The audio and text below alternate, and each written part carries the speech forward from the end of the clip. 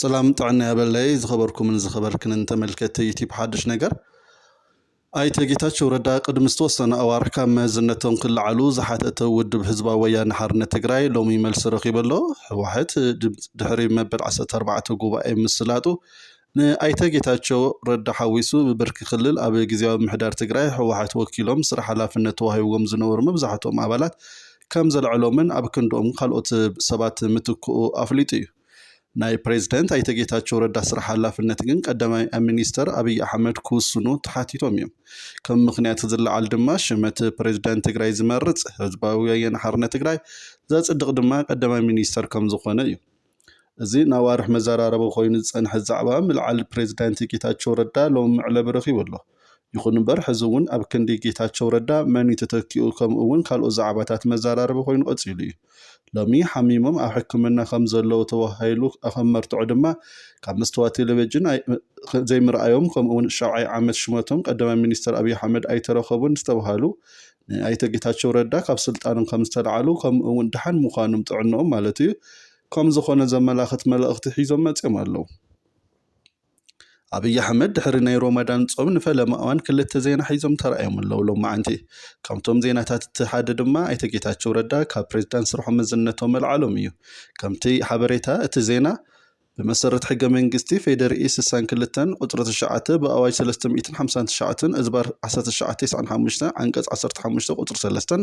دنب قطر 533 أزبار 2015 كم أدمة سمع مع السلام بريتوريا نأيت ጌታቸው ረዳ ንዝሓለፉ ክልተ ዓመት ፕሬዝዳንት ጊዜያዊ ምሕዳር ክልል ትግራይ ኮይኖም ንዘበርከትዎ ብፍላይ ድማ ዝተረኸበ ሰላም ክዕቀብ ንዝገበርዎ ልዑል ጥንቃቐን ኣመራርሓ መንግስቲ ፌደራል ኣፍልጦ ከም ዘለዎን ኣብ ቀጻሊ ስራሕቲ እውን ብሓባር ተቀራሪብና ከም ንሰርሕ እናረጋግጥና ንዝነበሮም ጻንሒት እናመስግን ኢሎም ኣለው ፕሬዝዳንት ጊዜያዊ ምሕዳር ትግራይ ኣይተ ጌታቸው ረዳ ብዕሊ ካብ ሓላፍነቶም ከም ዝተልዓሉ ሎማዓንቲ ተገሊጹሎ ንክልተ ዓመት ፕሬዝዳንት ጊዜያዊ ምሕዳር ትግራይ ኮይኖም ዘገልገሉ ኣይተ ጌታቸው ረዳ መሰረት ሕገ መንግስትን ብስምምዕ ሰላም ፕሪቶሪያን መሰረት ብምግባር ካብ ሓላፍነቶም ከም ተልዓሉ ቀዳማይ ሚኒስተር ኢትዮጵያ አብይ አሕመድ ኣመስኪኖም ገሊጾም ኣለው ኣይተ ጌታቸው ረዳ ፕሬዝዳንት ጊዜያዊ ምሕዳር ትግራይ ኮይኖም ንዘበርከትዎ መሪሕነት ዝተረኸበ ሰላም ክዕቀብ ንዝነበሮም ልዑል ጥንቃቐን ኣመራርሓ መንግስቲ ፌደራል ኣፍልጦ ከም ዘለዎም ገሊጹሎ ኣብ ቀጻሊ ስራሕቲ እውን ብሓባር ንምስራሕ ድሉ ከም ዝኾነ እዩ ተቀዳማይ ሚኒስተር ኣብ ዕላዊ ማሕበራዊ ሚድያኦም ኣፍሊጦም ዘለው ኣይተ ጌታቸው ካብ ስራሕ መዝነቶም ምልዓሎም ስዒቡ ናይ ክልተ ዓመት ስራሕ ዘመን ጊዜያዊ ምሕዳር ትግራይ ምዝዛምን ምንዋሕን ስዒቡ ከም ብሓዱሽ ምትዕራይ ከም ዝገብር ቅድሚ ሕዚ ተገሊጹ እዩ ከምኡውን ኣፈጻጸማ ክልተ ዓመት ገምጋም ከም ዝካየድ ተሓቢሩሎ ቀዳማይ ሚኒስተር ምስ ፖለቲካዊ ውድባት ትግራይ ምዝታይ ከም ዝጀመሩ ኣብ ፓርላማ ፌደራል ምግላጾም ይዝከር እዩ ይኹን እምበር ፖለቲካዊ ውድባት ትዘረባ አብይ አሕመድ ሓቂ የብሉን ብምባል ንገለ ሚድያታት ውሽጢ ዓዲ ከም ዘይተዛተዩ ገሊጾም እዮም ምስተወዓላይ ውድብ ህወሓትን ካልኦት ፖለቲካዊ ውድባት ገምጋም ከም ዘይተካየደ ቀዳማይ ሚኒስተር አብይ ኣይተ ጌታቸው ረዳ ፕሬዝዳንት ጊዜያዊ ምሕዳር ትግራይ ኮይኖም ንዘበርክትዎ መሪሕነት ዝተረኸበ ሰላም ክዕቀብ ንዝነበሮም ልዑል ጥንቃቐን ኣመራርሓ መንግስቲ ፌደራል ኣፍልጦ ከም ዘለዎም ሓቢሩ እዩ ኣይተ ጌታቸው ረዳ ንመወዳእታ ግዜ ካብ ትግራይ ናብ ኣዲስ ኣበባ ንስራሕ ጉዳይ ከም ዝኸዱ ድሕሪ ምኻዶም ናብ ትግራይ ኣይተመለሱን ኣብ ኣዲስ ኣበባን ድዋይን ኮይኖም ብፌስቡክ ገጾም ብናይ ውሽጢ ዓድን ወፃእን ሚድያታት ተደጋጋሚ እናቐረቡ እዋናዊ ኩነታት ትግራይ ብምባል መብርሂቦም እዮም ካብቶም ዝሃብዎ መብርሂ መዘራረባ ኮይኑ ዘሎ ኣብ ክልተ ዓመት ዘመን ስልጣኖም ክልተ ግዜ ፈተነ ቅትለት ከም ተፈጸመሎምን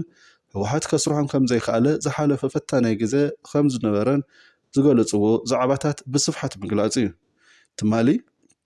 ኣብ ከተማ መቐለ ብሉጻት መምህራን ኣፍልጦ ኣብ ናይ መሃመድ ረኽ ተረኺቦም ትግራይ ኣብ ከቢድ ፖለቲካዊ ማሕበራዊ ኢኮኖሚ ጸገም ኣትያ ትርከብ ዝበሉ ሌተናል ጀነራል ታደሰ ወረደ ኣብ ውሽጥና ዝተፈጠረ ጸገም ሕዚ እውን እንተኾነ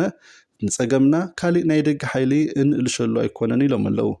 ናይ ደገ ሓይሊ እቲ ነቲ ጸገም ናይ ምግዳድ ግደ ክህልዎ ዝኽእለሉ ኩነታት ከም ዘሎ ተዛሪቦም ኣብ ትግራይ ዝሰዓረ የለን ዝተሰዓረ እውን የለን ሕዚ እውን ክትስዕር ዘለዋ ትግራይ እያ እንተዘይኮይኑ ኩላትና ተሰዓርቲ ኢና ኢሎም ኣለው ስለዝኾነ ኩላትና ትግራይ ክትስዕር ኢና ብሓድነት ክንሰርሕ ኣለና እውን ኢሎም ዘለናሉ እዋን ይኹን መጻኢ ግዜ ናይ መናእሰይ እዩ ብመናእሰይ ዝረአ ዘሎ ተስፋ ምቑራፅን ስደትን ድማ ክፍታሕ ይግባእ ኢሎም ኣለዉ ፀገም ትግራይ መበገሲኡ ፖለቲካዊ መፍትሒ እውን ሰላማዊ ፖለቲካ እውን እዩ ከም ዝኾነ ገሊፆም ዘለዉ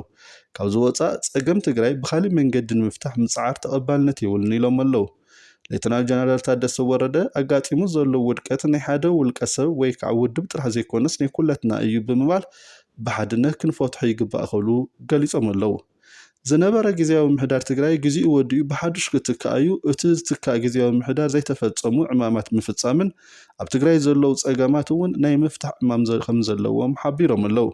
ኣብዚ ድማ ውድባት ፖለቲካን ካልኦት ኣካላትን ዘይተሓለለ ድጋፍ ክገብሩ ፃውዒት ኣቕሪቦም ኣለዉ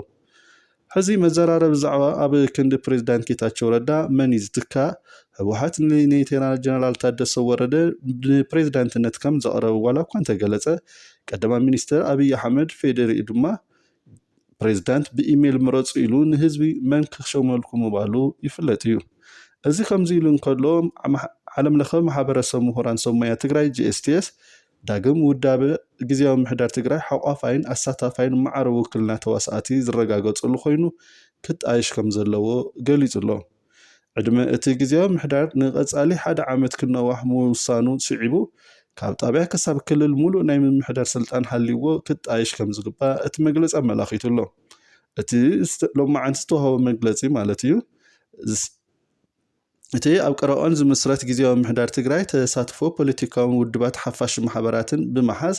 ሓቋፋይን ረብሓ ህዝቢ ትግራይ ዘረጋግፅ ክኸውን ኣለዎ ዝበለ እቲ ማሕበር እቲ ጊዜያዊ ምሕዳር ዝምርሐሉ ንጹር ሓላፍነት ክህሉ ከም ዘለዎ ገሊጹ ኣሎ ሓይልታት ጸጥታ ትግራይ ኣብ ትሕቲ ሲቪላዊ ምሕዳር ኮይኖም ክጥርነፉ ዝገብር ውዳበ ክኸውን ከም ዘሎ ዝሓበር ዓለም ለኸ ማሕበረሰብ ምሁራን ሰሞያ ትግራይ GSTS ኣብ መንጎ ሓይልታት ጸጥታ ትግራይ ሓይሊ ጸጥታ ፖሊስ ምልሻን ዘሎ ሓላፍነት ክፍል ስራሕን ብግልፂ ክቕመጥ እውን ፀዊዑ ኣሎ ጊዜያዊ ምሕዳር ትግራይ ክጠናኸር ዝሓተተ እቲ ማሕበር ውክልና ተሳትፎን ተዋሳእቲ ኣካላትን ከረጋግፅ ከም ዝግባእ እውን ገሊጹ ኣሎ ጉጅለ ልኡኽ ጊዜያዊ ምሄይቲ ምኽሪ ምስ ዲፕሎማሰኛታት ዝተፈላለዩ ሃገራት ከም ዘተየ ይፍለጥ እዩ ሎሚ ጉጅለ ልኡኽ ጊዜያዊ ቤት ምኽሪ ትግራይ ምስ ዲፕሎማሰኛታት ሃገረ ዩናይትድ ኪንግደም ካናዳ ጀርመን ፈረንሳይ ኣውስትራልያ ጣልያን ስዊድን ኖርዌይ ፊንላንድ ዴንማርክ ኔዘርላንድ ተራኺቦም ዘትዮም ኣለዉ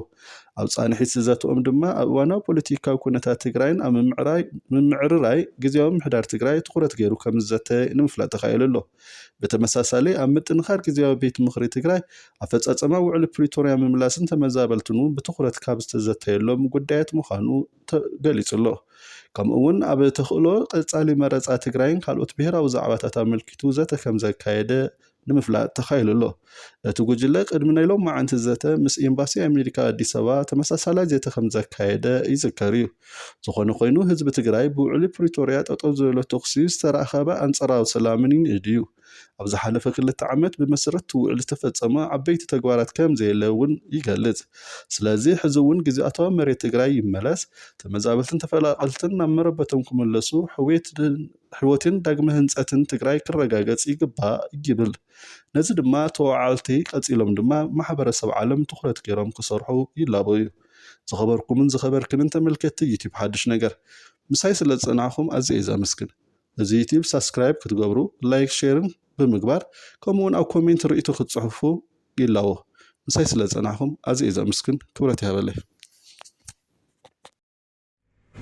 ከም TPLF ከም መራርሓ ኣካል ዋላ ድሕሪ ተመጻኹም እዚ ሕማቕ ዝክፍጠር ኣብ ምግባር ናይ ባዕለይ ኣስተዋፅኦ ስለ ዘለና ኣስተዋፅኦ ክቕበል ሬድ እየ ናብላት ተፈላለይ ደሊና ካብ መብዛሕትኦም ክንስራሕ ሬድ ምዃኑ